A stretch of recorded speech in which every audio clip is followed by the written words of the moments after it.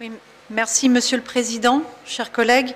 Je souhaiterais intervenir à la fois sur la délibération portant soutien du secteur de l'aide à domicile et sur la décision modificative numéro 2 de l'exercice 2021 du budget principal qui prend en compte cet avenant 43, puisque les deux sont bien sur le même sujet.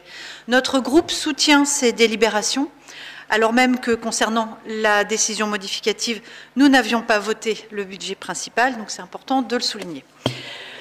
Nous soutenons ces délibérations parce que nous soutenons l'avenant 43 de la branche de l'aide à domicile qui a été voté cet été et qui constitue la plus importante revalorisation salariale jamais intervenue depuis près de 20 ans dans ce secteur.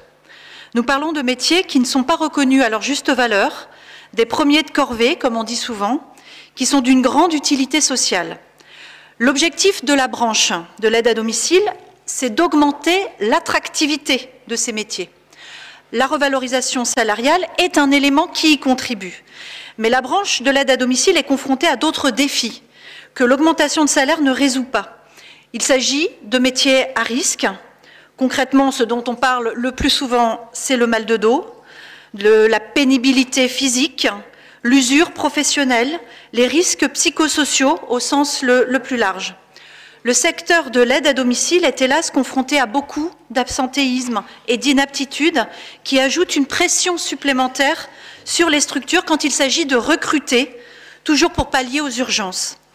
Nous avons rencontré certaines de ces associations dans notre département et c'est un phénomène assez généralisé. Nous nous interrogeons donc dans ce contexte sur les contreparties que vous demandez aux associations de l'aide à domicile en termes de recrutement d'allocataires du RSA pour contribuer à nos politiques d'insertion. Nous aidons financièrement, d'une part, les associations à faire face au surcoût de la revalorisation salariale, mais en même temps, nous leur demandons de remplir de nouvelles missions d'insertion des bénéficiaires du RSA.